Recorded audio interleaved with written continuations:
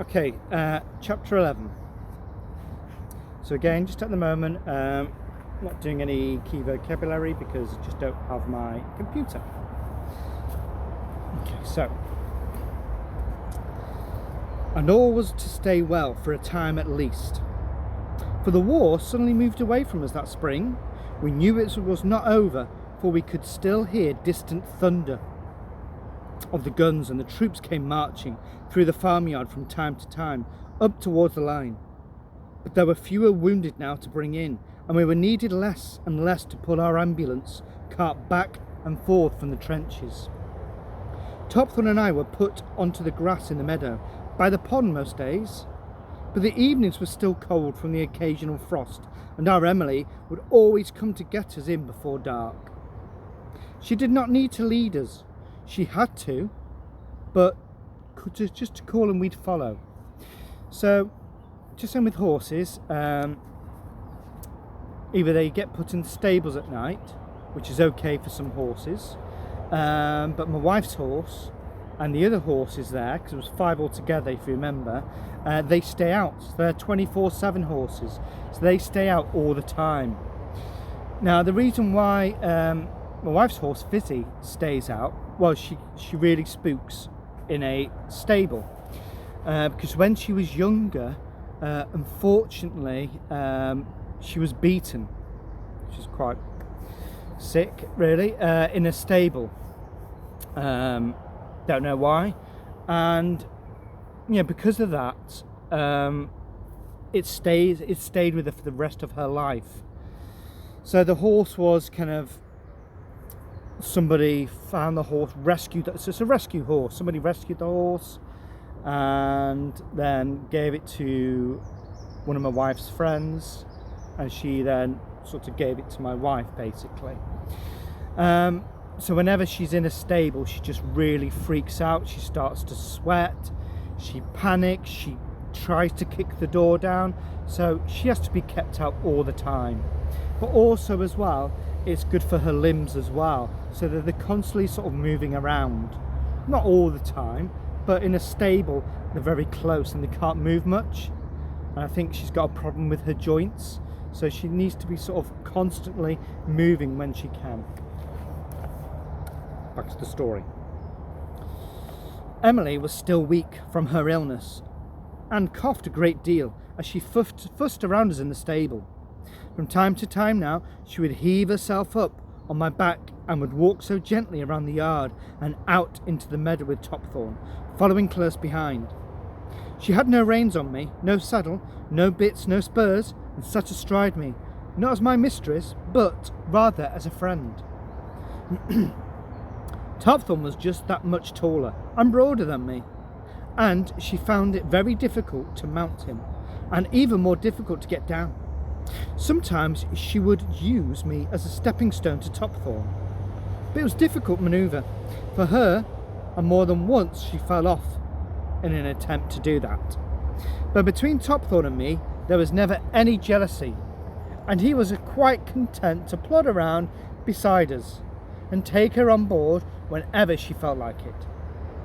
One evening, we were out in the meadow, sheltering under the chestnut tree from the heat of the new summer sun, when we heard the sound of an approaching convoy of lorries coming back from the front. As they came through the farm gate, they called out to us, and we recognised them as the orderlies, nurses and doctors from the field hospital. As the convoy stopped in the yard, we galloped over to the gate by the pond and looked over. Emily and her grandfather emerged from the milking shed, and we were deep in conversation with the doctor. Quite suddenly, we found ourselves besieged by all the orderlies we had come to know so well. They climbed the fence and patted and smoothed us with great affection. They were exuberant, yet somehow sad at the same time. Emily was running over towards us, shouting and screaming. Wonder why?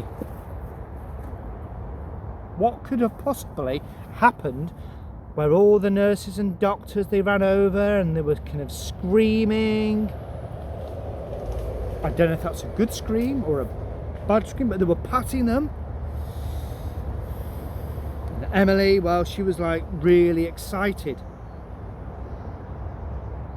So what could have happened to cause this? I knew it would happen. I knew it. I prayed for it to happen, and it did happen. They don't need you anymore to pull their carts. They're moving the hospital further up along the valley. There's a big battle going up there, and so they're moving away from us, but they don't want you with them. That kind doctor has told Grandpapa that you can both stay.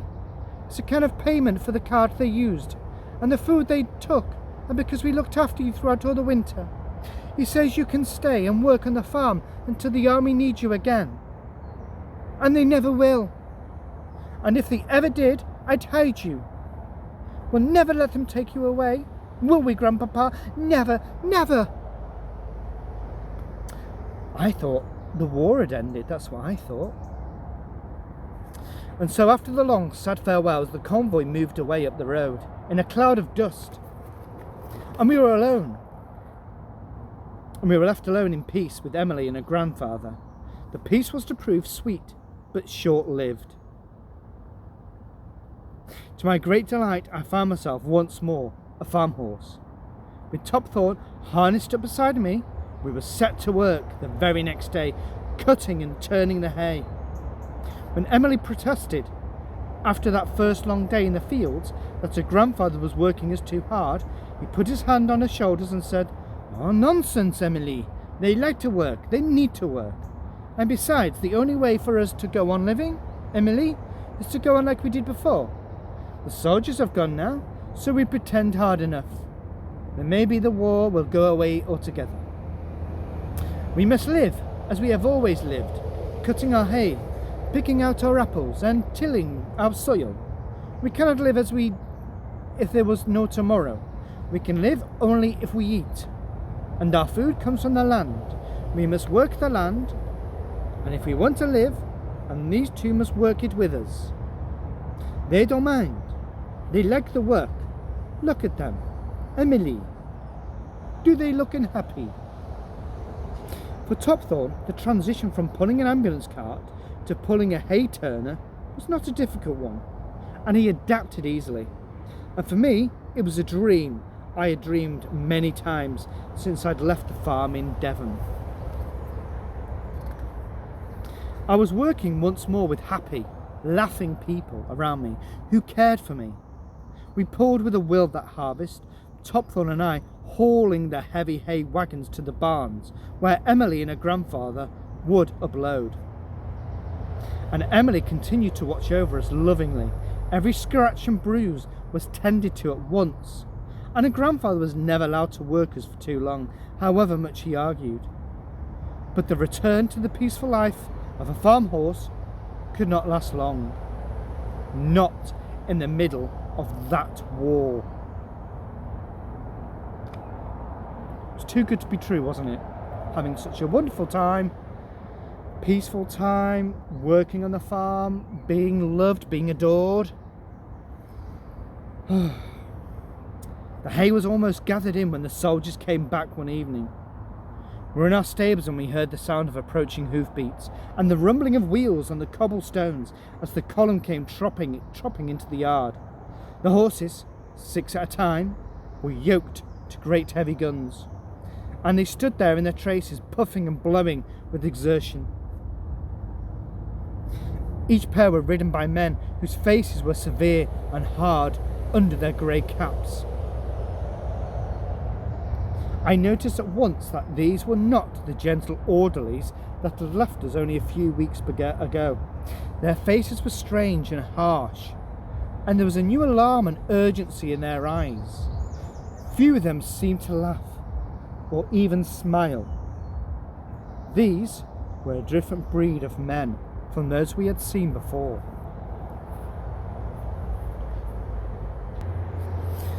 Only one soldier who drove the ammunition cart came over to stroke us and spoke kindly to little Emily.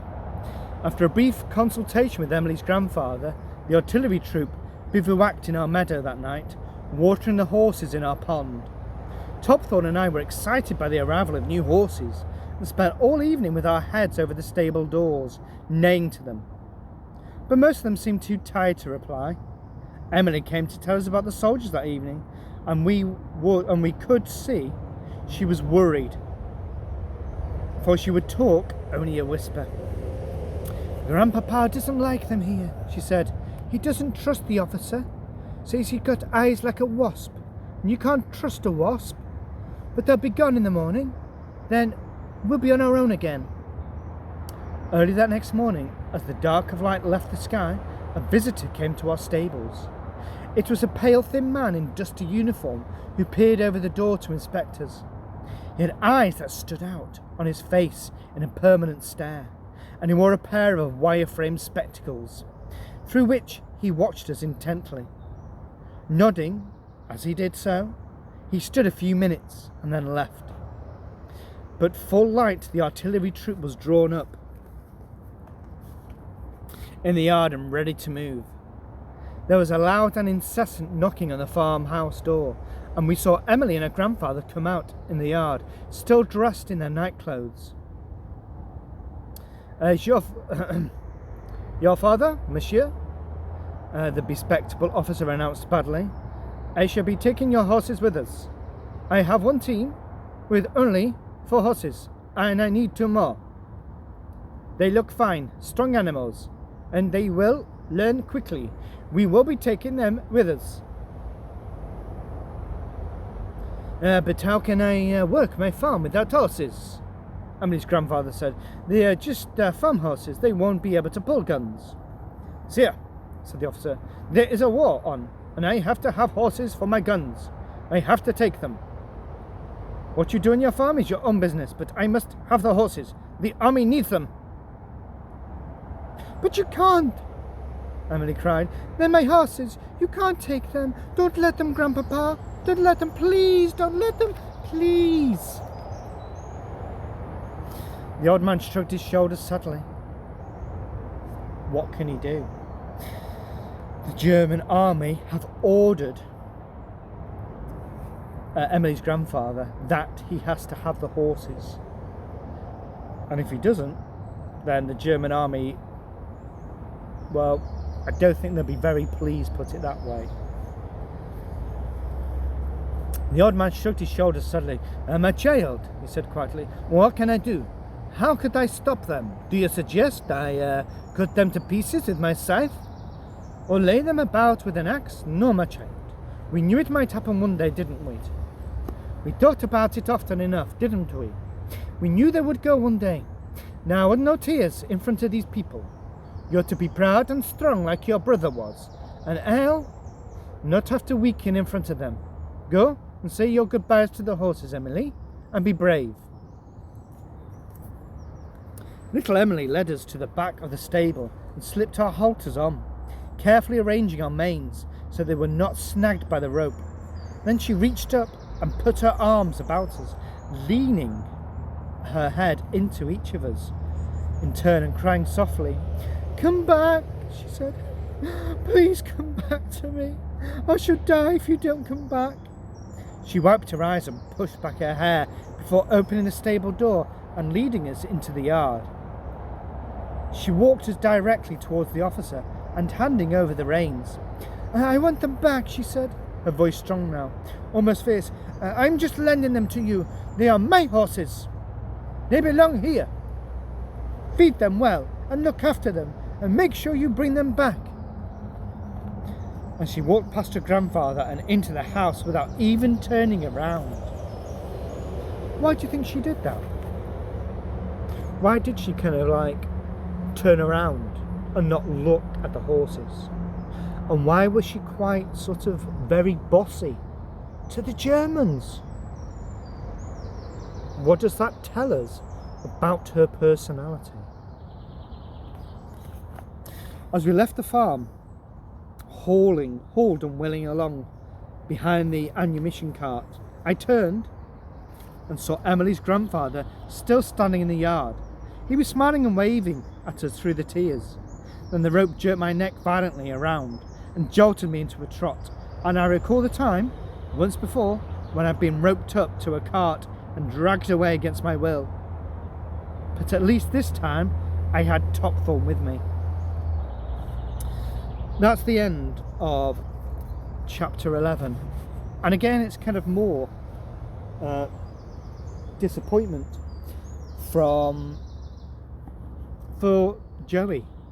That's somebody else now he's been separated from. You know, it does take its toll on any animals. You know, they're sort of going from home to home. But have a think about Emily. How's she going to feel? What's she going to do now? Those horses were her lifeblood. So I want you to imagine if you had a pet, or if you've got a pet, or something that's very close to you, and it was taken away from you. How would you feel? Let me know. You can send your ideas to me through email, which is dory.s@crossacres.manchester.sch.uk, or just send over a class dojo to your teacher and they will send me your thoughts. Okay, thank you.